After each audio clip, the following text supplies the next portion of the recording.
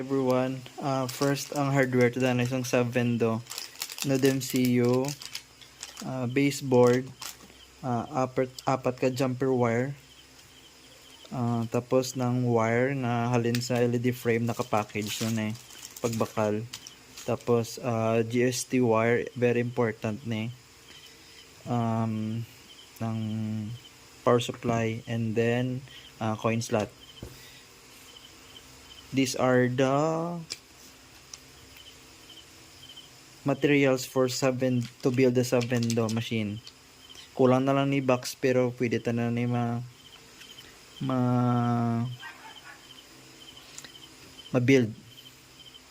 individually. Karon naman after build is sa software naman ta ma-install. So first mas splice ta danay sang tatlo ni ka-wire, which ari aton gamiton kagang aring tatlo. Bali amo na doon ari lang may difference ni ang ari kagang ari. So ang ari lang aton doon, no. Tapos kuha na to ng color gray. Why na siya. Tapos splice open.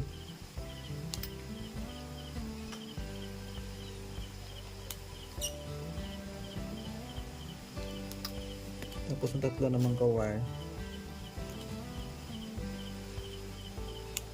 Any color lang basta depende sa inyong pag-designate. Tapos example white, pares mo sa blue.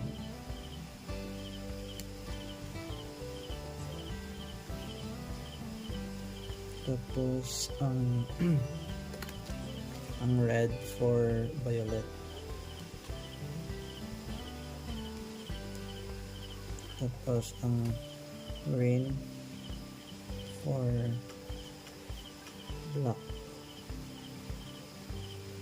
Ang ground ang black na, ang pula ang 12 volts nga tuwan positive. Tapos yun electrical tape.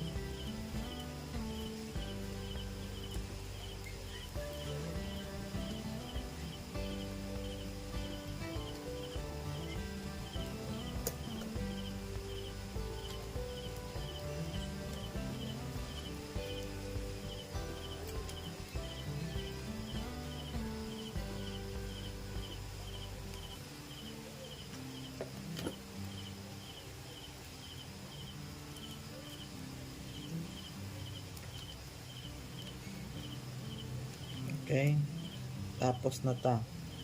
Ang area isang sa LED frame ang are. Tapos are sa likod sang coin slot. Tapos ang are sa baseboard ni sa nakatapik ang tatlo ka wire. Depende sa pag-designate nyo kung anong color gusto nyo nga ipares sa tatlo ni nga ka wire, ang red, white, and black. So tapos next is ang JST wire. Ari amo ni sa JST wire. Tapos splice nato upod.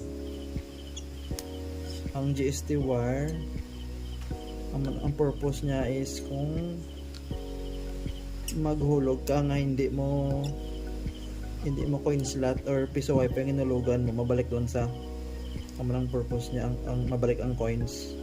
Kung wala tapos hindi ipilion mo to ang hindi piso wifi bendo, masulod na ni sa pero hindi sa mag-credit. So that's why dapat may amo para ang coins magsala ka pag hulog, hindi sa mabalik-balik lang siya. kay ang ari ano ni sa mo kung i-trigger yan ni masulod niyang coins.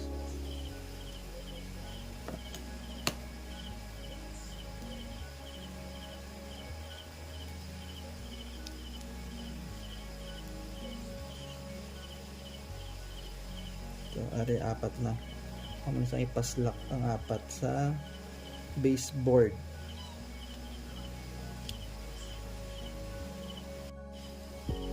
So, next is ma-open na to sa baseboard. Baseboard. Amo ni iya nga baseboard. And then amo ni ang MCU. I-double check nyo gid ang pin sinidyo nga tadlong siya. Ari pin tadlong siya, dapat wala gatiko-tiko. Kung may tiko man gid, itadlongan nyo lang before i-install. Tapos nakita niya paano mabalaan nga amone or amone ang pagplaster amone or amone. I-double check niyo ang area.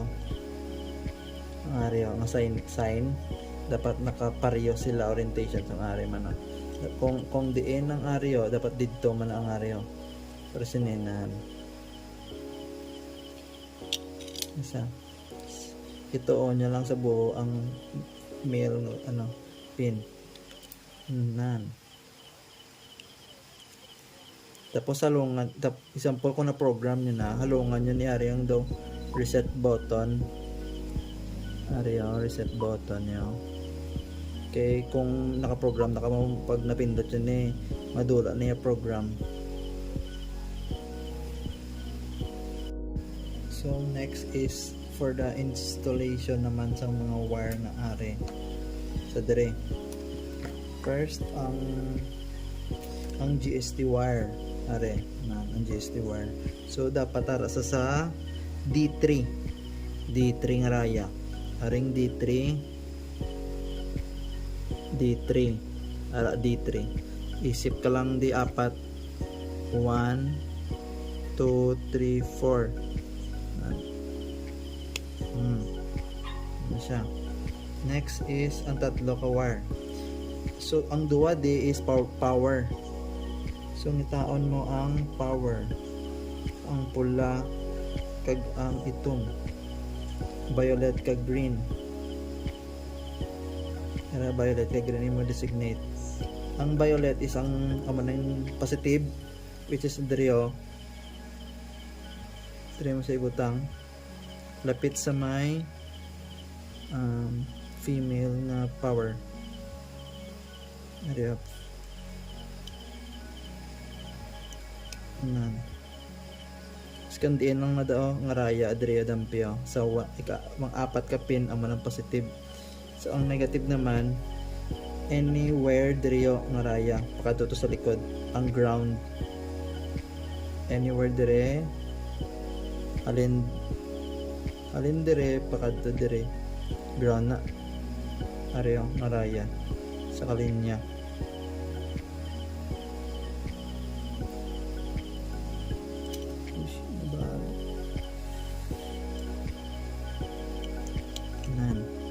Tapos ang white nga aring blue nga wire which is na nakatouch sa white nga wire is sa D6 D6. Isip ka lang D7 ka pin 1 2 3 4 5 6 7 ang sapyak naman niya aryo apat. Isip ka halin sapyak para hindi magtalang yung budline ang mag duko dason na ano naman sa installation. Okay na. Next is sa software naman. Ang kinalanon is laptop. Ang data cable nga micro USB, hindi USB type C micro USB. Tapos ari ang ato ni program. Upload na naton kuan file. Open ng laptop. So loaduhan niyo lang ako laptop.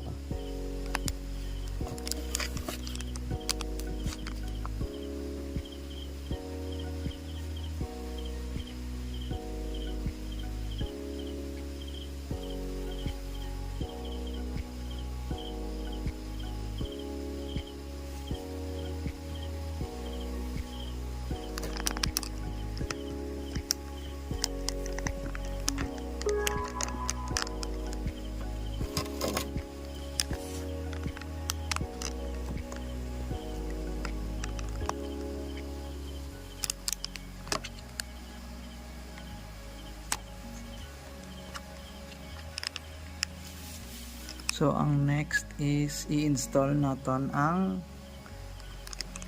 file draw. Bali connect lang mo. Okay. And then ang are dire.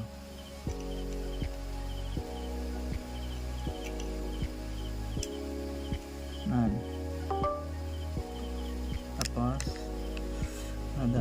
Tapos pangitaon nyo ang Wi-Fi 5 soft. Tapos click mo ang Savendo.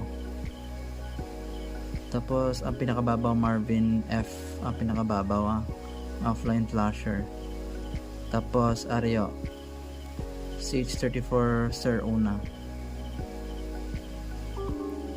Yes mo lang. Tapos i-install. May magawa na da nga driver install success. X na lang. Driver install success. Okay. X. Tapos after sina Nodem CU by flasher. Tapos ang serial port COM5 kung dire COM5 kung dire sa PIAP COM4 na di ma-detect nyo, i-disregard nyo lang ang COM3, COM5 lang o COM5 or COM4 lang. Tapos ang Nodem CU firmware i-browse nyo lang. Tapos dire lang na makita sa may kung madula gani pangitaan nyo lang yung Wi-Fi 5 soft to na adto ka mo sa desktop, tapos Wi-Fi 5 soft, tapos Savendo, tapos Marvin, tapos Ario ang ASP A22266 version 4.bin, tapos open lang tapos pindutan mo ang yes, wipes all data, tapos flash na din siyo ano sa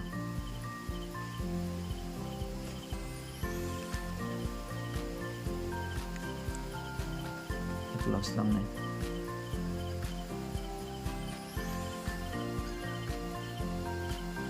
42%, 52%. Abala nyo na nag-upload siya kay ga-blink na daang iyang akwan siga aronan sa may VER. Okay, done na. Tapos X nyo lang, tapos gabuton ang alright. So first is i-plug na to ng power sang aton nga baseboard yung Nodem CU for power purposes lang para magano rin sa mag-up. Because need to danay some checking before tayo install sa aton nga iso sa aton nga box. So mo na yung gasiga nga stable nga wala pa rin naka-bind karon. Pag naka-bind na off na siya ang siga kablo. So next is nang i-double check ta ang i-connect ta na sa aton nga piso Wi-Fi. So amo ni sa magwao kung naka-power on ni ang Wi-Fi 5 na din CU setup. Kaya after na to configuration amo ning magwa. Ang aring Nodem CU is ga provide ni sa Wi-Fi. Amo na nga makita mo din nga Wi-Fi 5 Nodem CU setup. So ibutang ko na lang yung password. May password ni sa kalimtan kong password pero ibutang ko na lang butang ko lang din sa aton video ang password karon.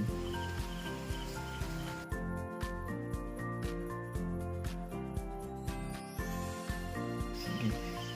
So ang password ara na sa screen, bali ibutang ko na, tapos ara naka-automatic naka-connect na ibutang ko na sa password. Yan amo rin sa magawa sa aton nga configure nga Nodem CU ang authentication kag ang SSID lang ang aton galawon, kag ang scan kag save. Authentication, SSID, save and scan and save. Muna na pasunod, authentication, scan, tapos SSID, tapos save. So ang authentication makuha ta na siya sa aton nga settings sa aton nga main nga bendo. Makadto ko na sa Chrome. Bali yung una naton obrahon is makonect na lang ulit sa Gumban piso wifi, for example na sa main naton nga piso wifi or name sa aton nga antena. Tapos pag connect mo da kadto ka dayon sa Chrome.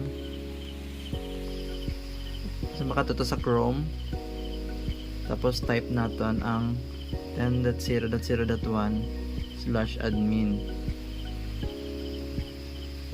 na, tapos kabalo na ka muna sa password, butang mo ng password below sa aton nga video. Tapos kadto ka dire,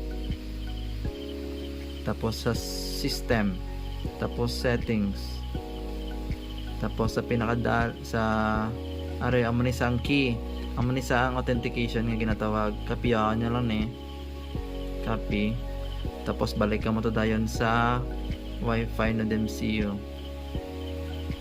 ara nan i-paste nyo ni dayon nan, tapos scan SSID,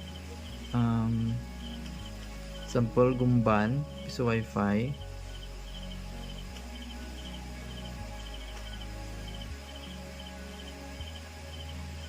Gumban piso wifi, tapos save na. Bali next is na-save nyo na to ang inyong pin setup kagina. After sina-connect ko mo ulit sa Gumban piso wifi, then ang aryo igabutan nyo danay, tapos ibalik, restart mo ang DMCU, tapos kadto ko din sa Chrome,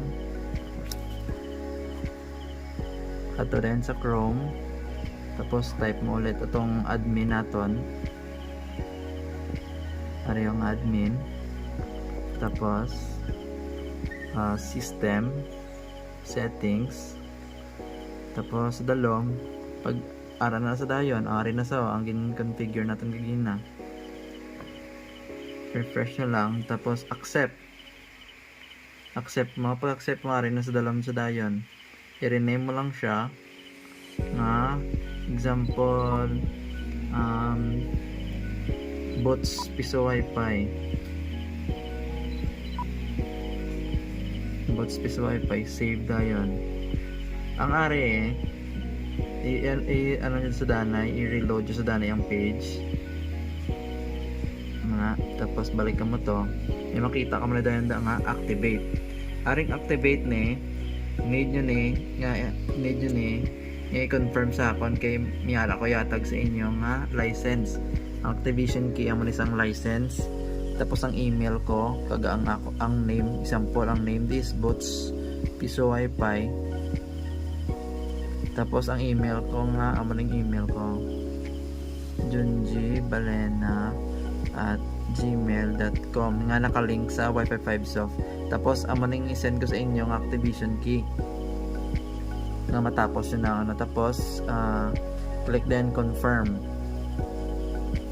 After sina sang configuration nga ma-activate na, makadto ka mo din sa rates, amo na i-drag mo din ma-edit ka mo din rates. Tapos ang 1 peso ara 15 minutes for example. Tapos ang speed niya aton nga speed per may mga 3 to 4 Mbps, butang nyo 3 tapos 3 man, tapos ang mapag-save nan, okay na dayon.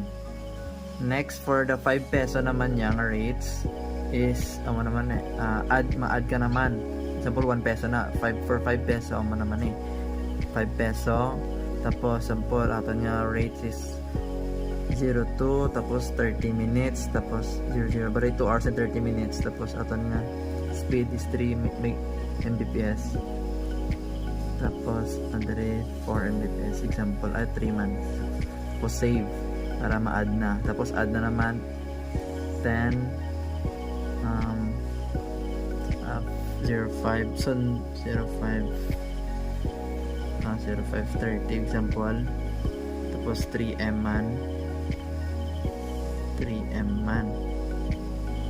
tapos save and so on and so forth hasta sa 20 may 20 pesos pa na so, kung wala ka makabalo sang rates pwede nyo tumako ng Drio lantaw nyo lang sa iban sundo nyo lang na din sa iban example ang Kairos and rates sundo nyo lang 20 pesos 11 hours sundo nyo lang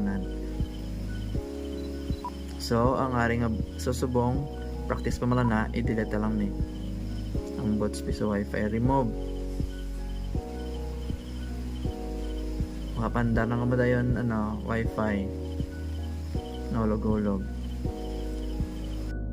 so next po ang tanan tapos na configure tapos sa hardware na tanga part arang mag-install na sa box bali LED frame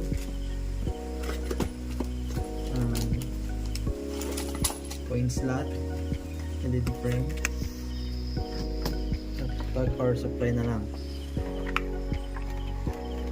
so ang obrahon is aring GST no wire is dire nyo ibutang sa may kuan sa may dalom nga part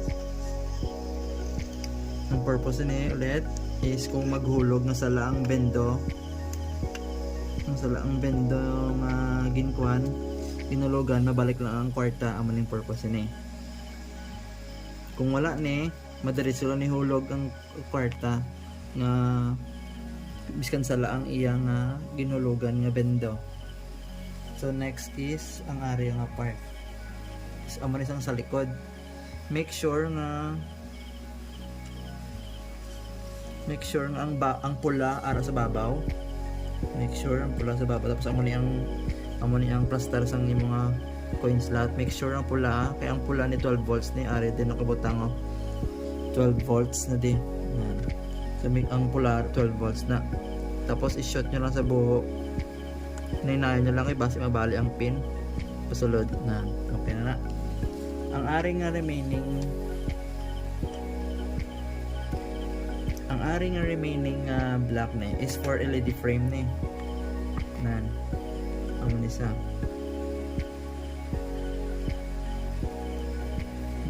make sure na tupungon nyo na lang ang red kagang red react tupungon nyo red black para hindi mag sala ang iyang one that's all tapos saksak ta power kasi gahon ta na manasa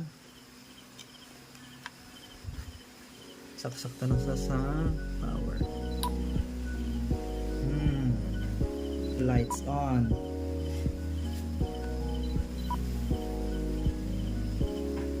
kita niya siya nga blink ni siya meaning sinalang wala pa antena nga nakabind sa iya gid literal inactual pero kung atong bots nga piso wifi to amot sang pangalan antena once na nakabind sa amo na siya mauntat ni iya nga siga subong ga pangita pa na sa sang iya nga i-connectan